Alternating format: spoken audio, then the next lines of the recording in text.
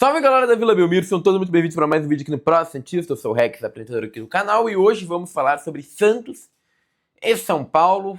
Um jogo que acabou 2-1 para o São Paulo no Morumbi, o que não é tão estranho, vi muitos santistas falarem, né, como se fosse um absurdo e tudo mais. E eu entendo que muitos torcedores santistas até quisessem a vitória por como acabou o jogo, e aí a gente tem que conversar um pouquinho também sobre isso. Mas seria um resultado que, se não fosse por conta disso, é um clássico normal, perdemos para o São Paulo dentro da casa deles por 2-1, e um resultado onde a gente chegou perto, né? Então, se a gente fosse analisar só o resultado, considerando o contexto, acho que não seria nenhum resultado alarmante nem nada do gênero. O problema é o histórico do Santos, e é isso que eu quero tratar um pouquinho com vocês nesse vídeo, além de como foi o jogo e além de explicar em revisão pós-jogo como foi essa partida, né? Bom, vamos começar falando que o Santos foi completamente dominado no começo do jogo, né? E então São Paulo conseguiu ter um ataque bastante decisivo, inclusive, para quem é São Paulino, que nem sempre falei aqui, tendo respeito, não tem problema algum rival assistir a gente, mas para os torcedores de São Paulo, o time de vocês se comportou muito melhor sem o Caleri, né? E tem que ser sincero, eu acho o Caleri um ótimo jogador, porém o Caleri faz o São Paulo sim ficar cruzando a bola na área. Eu falei isso até na minha análise de pré-jogo, o São Paulo tem muito cruzamento de bola na área, muito chuveirinho. E hoje, sem o Caleri, sem ter aquele referencial alto, o São Paulo teve uma mobilidade de jogada muito maior. E parece que o Santos não estava esperando por isso. O Santos, que estava mal postado para ficar recebendo bola de cruzamento, teve que enfrentar um time onde o Cedric jogou muito bem na esquerda, na direita, conseguindo achar muitos espaços. E aí a gente tem o destaque do Matheus Gonçalves, se eu não me engano o nome do menino. Jogou muito, clareou o jogo com uma visão de jogo espetacular. Não conheceu o menino, joga muita bola. Marcos Antônio também jogou bem. E o Lucas, também da base, acho que é Lucas Ferreira, se eu não estou enganado, jogando barbaridades, cara. Os caras jogaram muito, fizeram ataques muito rápidos. Aí, é claro, temos que falar do destaque de São Paulo, que é o Ferreirinha, no primeiro gol, ele traz uma tabela com o André Silva, e o André, que é um bom jogador também, que eu falo, e eu acho que ele dá muito mais mobilidade ao São Paulo do que o Caleri. Ele consegue cravar um espaço no Santos, por quê? E aí a gente tem que falar. É claro, foi falhas coletivas da defesa do Santos, mas a gente tem que apontar os principais culpados. No primeiro gol, João Schmidt não acompanha a jogada, ele entrega a bola de graça para o São Paulo e não acompanha a jogada. A jogada acontece toda nas costas dele, é um volante que está em péssima fase. O Léo Godoy abre um espaço absurdo para o André Silva fazer o que quiser para a lateral direita. O André encontra o Ferreira no meio da área, toca para ele e faz o primeiro gol.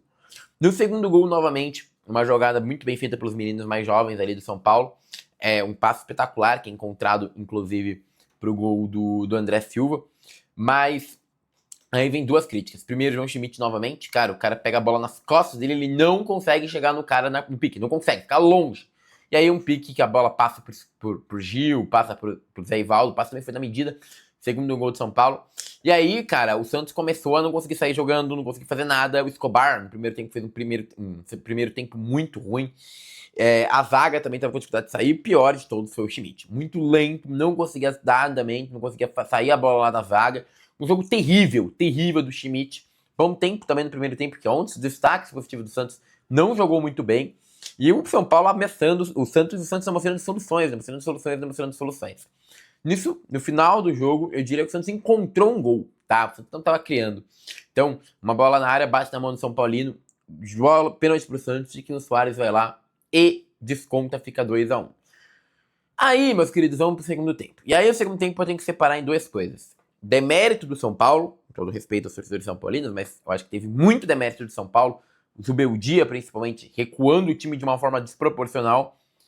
E o mérito do César Sampaio em organizar o time melhor para a segunda etapa. Então, vamos começar pelo mérito. César Sampaio fez uma conversa coletiva com a galera, e mesmo com a mesma escalação, o Santos viu com outra postura. Gabriel Bom Tempo marcava mais atrás, junto com o Schmidt, mais em linha, sem sair tanto. O Barreal e o Guilherme mais postados na esquerda e na direita, melhor definidos. O Raul Laser tendo mais qualidade para voltar, vindo puxando a jogada lá da zaga. Então, tinha menos criação feita pelo Schmidt, pelo Bom Tempo. E o Santos começou a aparecer mais pro jogo. Começou a melhorar, começou a tentar criar mais. Logo no primeiro minuto teve uma ótima jogada, uma tabela com o Roleza tocando para trás, o Tiquinho batendo, a bola quase fazendo o segundo gol, o gol de empate. E o São Paulo, e aí vem o demérito do Zubeldia, começa a tirar os melhores jogadores, tirou o Ferreirinha, tirou os caras bons, e começa a colocar a lateral ali, fazer duas linhas de 4, fechar bem o São Paulo e parar de criar. O São Paulo, mesmo assim, teve uma chance que para mim foi a mais perigosa do segundo tempo, que é aquele contra-ataque que o Brasão defende com o pé. Pra mim não foi pênalti, deixando claro, pra mim foi um carrinho normal. Eu entendo a polêmica, mas pra mim carrinho é normal. Tá um pouquinho acima da bola. Gente, o pé do Brasão pega somente na bola. Então, pra mim, não tem nem discussão por causa daquele pênalti. Depois o Santos continua pressionando. Só que assim, é uma pressão inefetiva, ineficaz, porque... E aí, pra mim, entra o problema do César Sampaio. E aí é o que eu vou ponderar sobre o trabalho do César. César Sampaio, para um técnico interino, fez um trabalho legal. Ele conseguiu orquestrar o time, melhorar o ânimo e tudo mais, mostrar alguma coisinha ou outra tática, organizar um pouquinho mais a casa e fazer um trabalho ok. Agora, isso é o trabalho de um técnico? Não. Não é o trabalho de um técnico efetivo do Santos. O cara, quando teve que mudar taticamente o time, não mudou. Quando teve que fazer substituições arrojadas, não fez. Quando tinha que mudar e definir o jogo como um técnico tem que fazer, ele não teve capacidade. O César Sampaio, pra mim, hoje foi loucura. E aí veio a Teixeira maluco lá falar: estamos ainda estudando com muita calma. Calma por quê, irmão? O cara do Santos já tá na 5ª rodada com apenas 4 pontos. Perdeu o Sampaoli de forma ridícula, né? Não tá tendo nenhuma prospecção de técnico bom. O cara vem falar que tá na conta do Pedro Martins, o maluco tava pedindo o Diniz até ontem. Sabe, é inacreditável a entrevista do Teixeira e ainda fala que tem sonho de efetivar o nosso técnico aí, o César Sampaio, que, pelo amor de Deus, assim, não tá sendo terrível, mas tá sendo um ótimo técnico interino.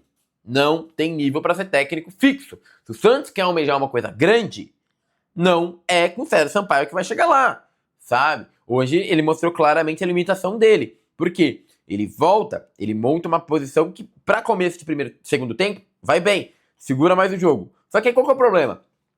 O Barreal e o Guilherme ficavam isolados na ponta. O Guilherme jogando muito mal e não tira o Guilherme mas nem por decreto. O Barreal ficando isolado na direita. O Roleiser tendo que puxar a jogada da zaga porque ninguém mais criava, porque ele fechou mais os volantes laterais. E aí, beleza, o time se organizou, mas não criava nada. O Santos não teve chances incisivas para criar contra o São Paulo. Teve uma, depois que sobrou com o Guilherme dentro da área, sem ninguém, que ele isola a bola, mas o Guilherme é proibido de ser removido do jogo. E, cara, é isso. Né? Ele não substitui, o César Sampaio não troca. Ele não tem essa mão de olhar e falar: irmão, tem o David Washington aqui no banco, tira o Guilherme, bota o David, 4-4-2, vamos mudar o time, vamos mudar a forma de estrutura. Não. E sem criatividade, mantém jogando da mesma forma que o time joga sempre, o time ou vai começar ganhando e vai estar contra um time pior, né, no jogo, ou vai estar jogando melhor e vai ganhar. Sabe? Ou vai perder ou vai ganhar, não vai mudar o parâmetro do jogo porque o técnico não tem nível pra isso, infelizmente. Pelo menos por enquanto, pode ser que o César Sampaio no futuro tenha. Então assim, sem sentido nenhum que o César Sampaio mostrou hoje, demorou muito pra substituir, mas muito pra substituir, e atrapalhou qualquer possibilidade do Santos ganhar esse jogo, e por isso que o Santista sai com um sentimento de angústia, né? Eu acho que os times, no papel, são mais ou menos pau a pau, talvez até com uma vantagem de São Paulo. Eu acho que a zaga do São Paulo talvez bem que Sabino tá na zaga, né? Não sei, mas é um time raso. As laterais do São Paulo são muito melhores que as do Santos, isso não tem como negar. Agora, o ponto é, os times não são tão diferentes assim no papel. O que falta no Santos é organização. E a organização não vem, sabe? A gente não vê isso, cara. Então, é assustador, é assustador. Hoje a gente viu que por mais que o Zubeldia no final tenha acabado com o time de São Paulo, no começo a gente vê uma organização tática que o Santos não consegue ter, né? Isso é muito preocupante. E aí, então, o urgente era conseguir um técnico. Só que parece que tá essa responsabilidade na mão de quem já se mostrou incapaz que é o Pedro Martins. Então, sinceramente, eu não sei o que vai ser do futuro do Santos. Vamos ver um jogador para acabar? Tivemos o Brasão fazendo uma partida boa, muito boa, inclusive, fazendo alguns milagres. Acho que jogou bem. Né? Um goleiro espalhafatoso, mas bom. Léo Godoy, não achei a pior partida dele. Ofensivamente até pareceu um pouquinho. Né? Não fez nenhuma bizarrices, mas, cara, passar do Léo Godoy é muito fácil. Né? É um jogador de nível muito baixo. Muito baixo, a gente vê isso no primeiro gol de São Paulo. Não tem como ele jogar. Não tem como ele jogar. Ele tinha que ser devolvido para o Atlético Paranaense. Zé Ivaldo. Eu acho que foi uma partida ruim do Zé Ivaldo. Da zaga como todo, o Zé eu acho que talvez tenha sido melhor. Mesmo assim, uma partida ruim do Zé Ivaldo. Ele errou no segundo gol pra mim também. Não foi uma boa partida dele. Gil, pior ainda, muito lerdo, muito lento. Fiz um corte e outro, sim. Mas qualquer coisa que exija velocidade, o Gil não consegue acompanhar. Escobar, primeiro tempo muito ruim do Escobar. E o segundo, como o São Paulo não atacava, o Escobar teve que atacar. E aí a gente vê as falhas e limitações do Escobar com um lateral defensivamente bom. Só que na defesa ele tava mal. Então hoje o Escobar fez um jogo catastrófico. Schmidt, horrível. Pior em campo. Como doeu ver o Schmidt em campo. E não sai. Não entra o Rincon. O time melhorou. Quando tiraram o Schmidt e botou o Tassiano, por pouquíssimo tempo o time melhorou, quase chegou no gol de empate com a cabeça do Tassiano. Sabe por quê? Pituca virou primeiro volante, onde jogou melhor, que a gente pede, ó, há anos o Pituca de primeiro volante, quando ele se destacou com o Sampaoli. E o time avançou. O time teve aproximação, né? Mas muito impossível fazer isso aparentemente para qualquer técnico do Santos. Já falando do Pituca, eu acho que como o primeiro... Quando ele entrou de meia, sumiu no jogo, acabou o jogo do Pituca. O Pituca não fazia nada. Quando saiu o Schmidt e o Pituca foi o primeiro volante, consertou. Pituca jogou bem depois de muito tempo. Ó que legal, ó que diferente, né? Por que não bota o Pituca, primeiro volante, no primeiro volante? É impossível, por cento, impossível. Bom tempo. Jogou bem, muito bem, um jogador muito promissor no segundo tempo. No primeiro jogou muito mal. Mesmo no segundo, tá longe do auge dele. Mas é aquele cara que tem aproximação, que tem entrada, que tem um drible, que tem um passo diferenciado. Ele consegue desarmar muito bem para um cara que era ponta. Bom tempo, um cara muito promissor. Muito promissor. Rollaser, melhor em campo do Santos, tá? Quem armou o jogo, quem pegou a bola lá de trás, conseguiu cadenciar a partida. A partida do Rollaser foi espetacular. Pena que não ganhou, né? Não pegou pelo menos um empate. Barreal, no primeiro tempo acho que ele foi bem, no segundo nem tanto. E aí muita gente vai falar, pô, como assim o Barreal foi tão bem? Ele tenta a coisa certa. Ele pega a bola num contra um e vai para um contra um. Ele tenta a jogada, ele tenta o passe, ele é inteligente. Qual é o problema do Barreal? Nível técnico baixo, por enquanto. Barreal não tem qualidade suficiente para um nível de ponta. Como a gente vê isso? Enzo Dias. O Enzo é um baita lateral de São Paulo, inclusive parabéns São Paulinos contrataram o Enzo. Que lateral? O Barreal não tem nível para enfrentar o Enzo Dias. Ele vai num contra um, perde a bola. O Enzo é muito melhor do que ele. O Barreal toma a atitude certa, ele toma as decisões corretas. Por isso que às vezes quando passa, é uma baita jogada. O problema é ele não tem tanto nível para pegar um jogador que é muito melhor do que ele, na minha visão hoje, que é o Enzo Dias. Tá? É tipo pegar a bola pra mim, tocar, eu saber o que eu tenho que fazer, só que eu tenho que jogar contra o Mascherano. Não vou conseguir passar, tá ligado? Na esquerda, Guilherme, pelo amor de Deus, tirem o Guilherme desse time. Não dá. Cada vez que o Santos vai fazer uma jogada, fica 15 minutos a bola com o Guilherme e faz uma merda. Sabe, ele não é ruim, mas ele tá inseguro. E a insegurança dele atrasa o jogo inteiro do Santos. Não dá pro Guilherme jogar. Gente, tá óbvio isso. Tá óbvio. O problema é que quando sai o Guilherme entra o Veron, porque o time não pode jogar no 4-4-2. É proibido no estatuto do Santos botar um 4-4-2 no Santos. É impossível. Então, quando sai o Guilherme, tem que entrar o Veron, que tá horroroso também. Coitado do Veron, tá muito mal. Tiquinho, fez bem, a parede e tudo mais, mas é aquele jogador que a gente sabe que a posição dele faz é parede, é tocar, é 1-2, decisivo em alguns momentos, tal. Tassiano, por que o Tassiano não joga? Tem que esperar até os últimos minutos pra o Tassiano? Tassiano entra, muda um pouco a partida, tem mais dinâmica, tem mais presença de área, mas aparentemente pro Sampaio é impossível botar o Tassiano, e quando bota o Tassiano é só pra dar cabeça na área. O Tassiano não pode jogar em outra posição, é inacreditável.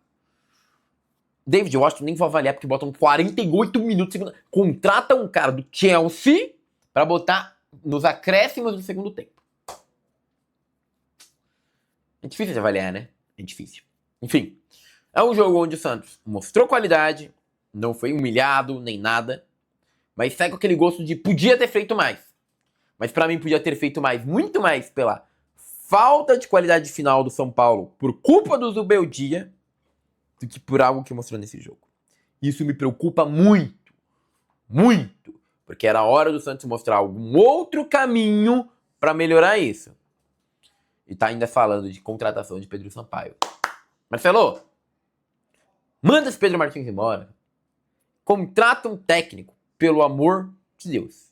Enquanto isso, a gente só tem que temer o futuro do Santos.